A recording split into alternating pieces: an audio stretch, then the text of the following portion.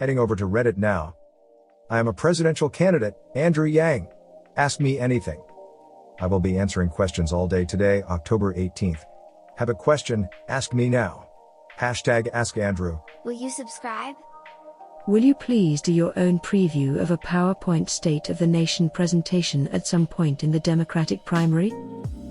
My vision for the American scorecard is a top-line measurement that then includes 8 to 12 submeasures that include GDP, health and life expectancy, mental health, substance abuse and deaths of despair, childhood success rates, average income and affordability, environmental quality, retirement savings, labor force participation and engagement, infrastructure, homelessness.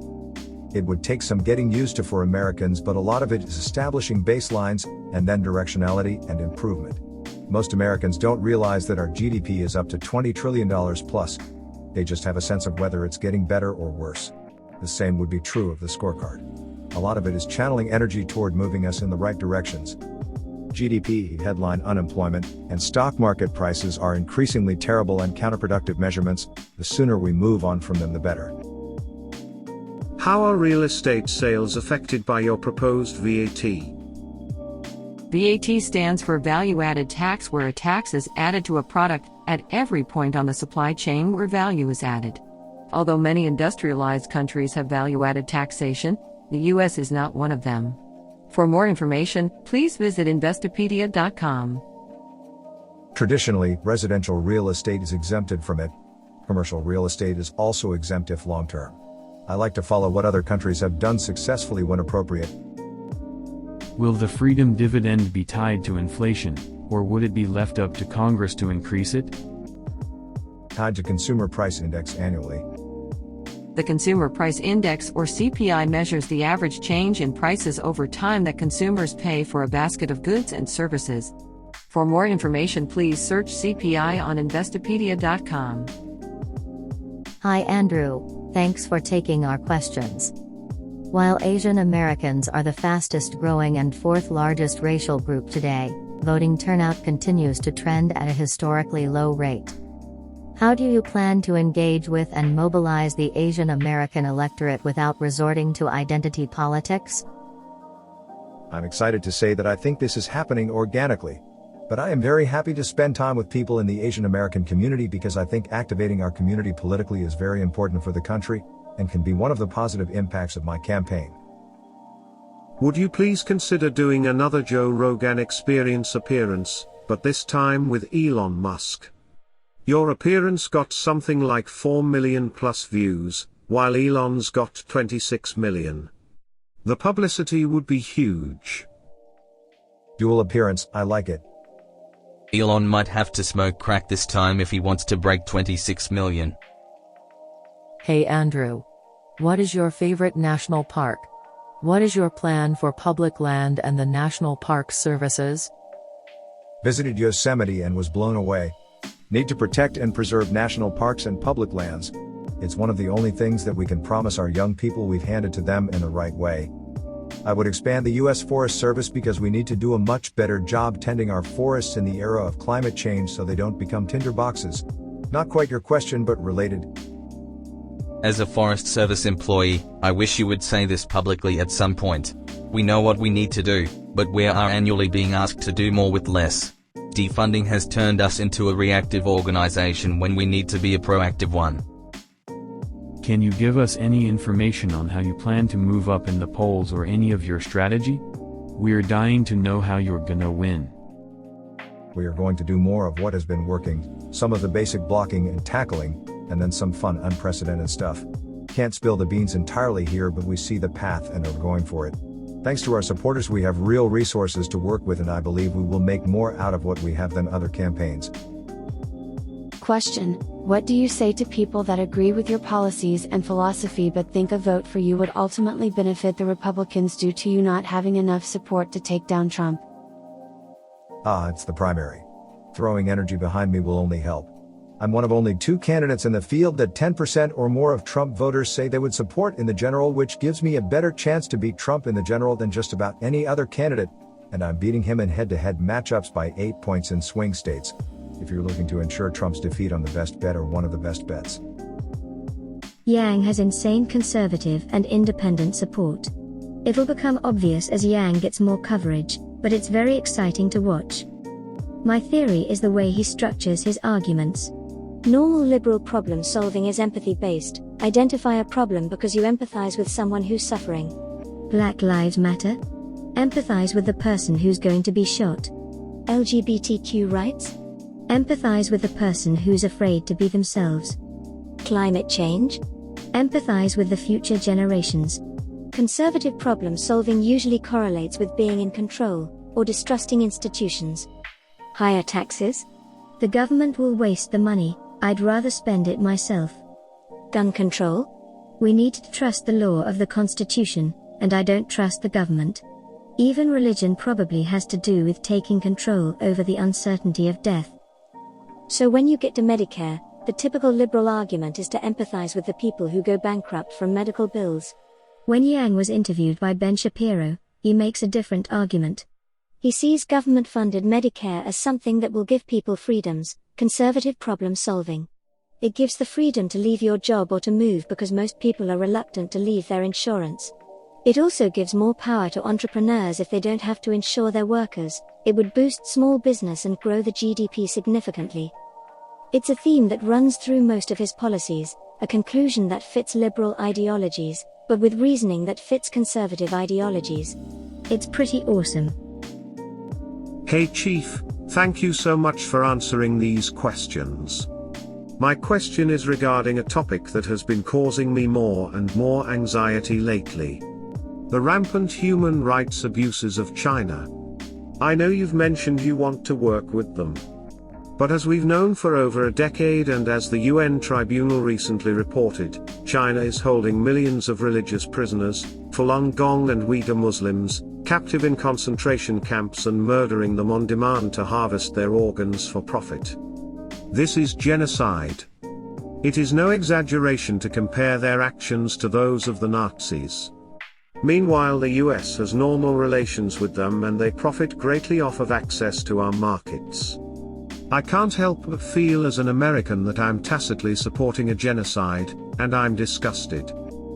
As president, what specific steps will you take to force China to end this repugnant genocide?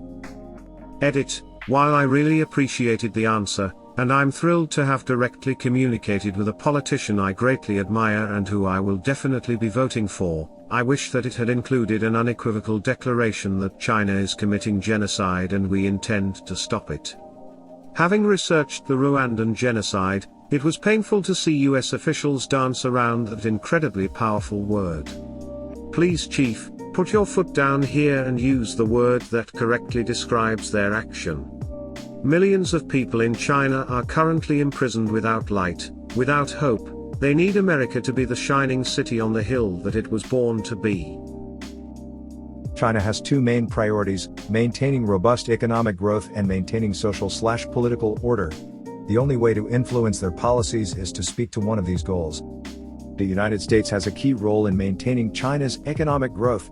The best way to improve their treatment of various groups is to make it clear that doing so is vital to maintaining their continued economic trajectory. It will take a combination of both sticks and carrots. To me, the US and China having at least some form of relationship will be crucial to address not just human rights issues but also climate change, AI, North Korea and other vital concerns. Managing the relationship will be one of my top priorities. Yang. The people have a right to know, what is your favorite anime and why? Akira. I'm old school. Can you talk a little bit about what your campaign is planning on investing in prior to Iowa to reach the older generation, and your untapped demographics, black voters, religious Bible Belt people etc. I know you guys are running a super lean organization that's wildly successful for the money spent, and you have cash on hand. What are the investments you will be making to answer why I should continue sending you donations? By the way, you single-handedly inspired myself and many others to actually care about politics again. Thank you so much for running. I'm sure it's not easy. The traditional playbook in Iowa involves TV ads. It's a very efficient TV market, i.e. you target Des Moines and Iowa City and you can cover the state very cost efficiently without a lot of excess. A lot of older voters watch TV. We are not above doing the traditional things that have been proven to be effective in addition to some of the less traditional things. Part of it is timing. Would you throw TV ads up 3 to 4 months prior to voting? Or would you wait until voters are closer to an action point? We will do some Yang things in Iowa and some traditional things. I listen to the data and so does my team. Please trust that we will put the resources to work where we think we will get the most bang for our buck, and that the goal is to win. One of the most common criticisms of a VAT, especially from the progressive wing of the party, is that it's regressive. Why wouldn't this negatively affect lower-income Americans, and why do you believe it's the best way to pay for a universal basic income? P.S. Thank you for existing and thank you Evelyn for allowing this campaign to happen. A VAT is a very efficient tax that is used by just about every developed country in the world right now, including Denmark, Sweden, France and other countries that are regarded as super progressive. It can be tailored to exempt, say, consumer staples and fall more heavily on luxury goods. The key is to give ourselves a way to benefit from the super efficiencies of the 21st century economy because our corporate tax system will not do it. Super progressive countries use a VAT and then do all sorts of great things with it. We should do the same, including putting buying power directly into our hands. Thank you, and I thank Evelyn every day I can. Yang proposes a 10% VAT, which is half the rate of most European countries.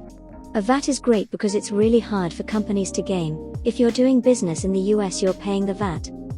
Can't find the study now, but in Europe about half of the VAT is passed on to consumers and half is absorbed by the businesses. Even if 100% of the 10% proposed VAT gets passed on to the American consumer, only the top 6% of Americans spend more than $120,000 on consumer goods each year. Meaning that only the top 6% will come out net negative, getting $12,000 a year, so it's an overall increase in buying power guaranteed for 94% of Americans. And will be more because companies do absorb some part of the VAT.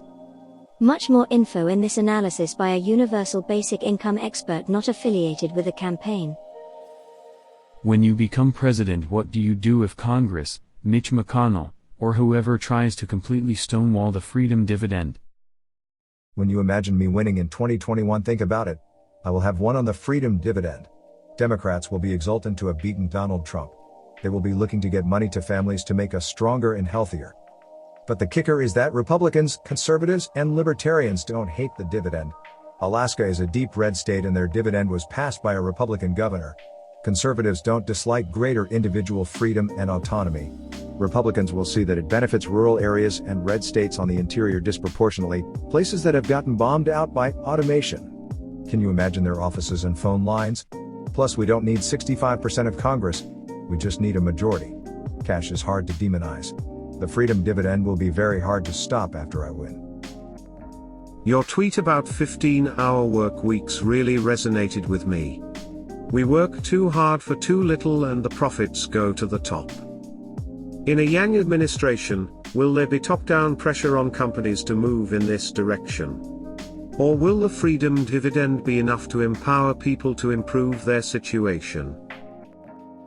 We should help shorten the work week and increase vacation time. The data shows that it would not decrease our productivity, and right now we are growing increasingly stressed out and overworked. I would pursue ways to encourage this at the federal level, though I would want to maintain the discretion of individual business owners and workers in some environments.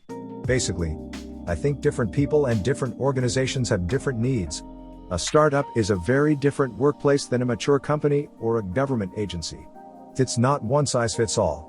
But yes, I think we should move toward shorter work weeks, and I think this could use a nudge from government, as individual firms will always be pushing to maximize employee work hours. For those who didn't see the tweet, here's a link. Keynes predicted that we would have a 15-hour work week by now because of our vast wealth. He was right about the wealth and very wrong about our schedule. Hi Andrew. Thanks for giving me hope in our politics and our country's future. I wanted to ask you a question about pharmaceutical advertising. There are only 2 countries, the US and New Zealand, that allow direct-to-consumer, DTC, pharmaceutical advertising with product claims. In an ideal world, consumers would be knowledgeable enough and information would flow freely enough such that this practice only added information for them to make more informed decisions. But in practice, there are many negative effects from this practice. It is often a way for certain companies to manipulate audiences and maintain an entrenched advantage, moving medicine away from being evidence-based. This practice gives pharmaceutical companies undue influence over media companies as their biggest customers. Pharmaceutical companies even have a seat on media boards if I'm not mistaken. It becomes an arms race and diverts money away from far more important things. For instance, almost every top pharmaceutical company spends more on marketing than on R&D, sometimes by a factor of more than 2 to 1. I hate these drug promotion ads and will look to regulate or disallow them. I think they are bad for our public health. The doctors would probably love getting rid of them too. I would celebrate never having to hear a list of rancid side effects again, and I know millions of Americans would join me. I really appreciated your mini Twitter warpath yesterday against the automation deniers, both in the media and otherwise.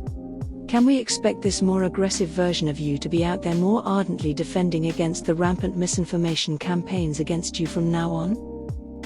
It upsets me when people take aim at facts for a particular agenda. I mean, let's have a data-driven discussion.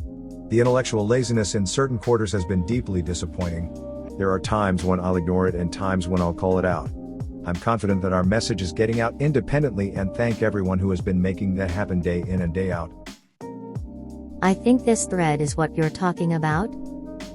Here is Oxford saying 1.5 million additional manufacturing jobs will be lost to robots by 2030. Are there data points that muddy the picture?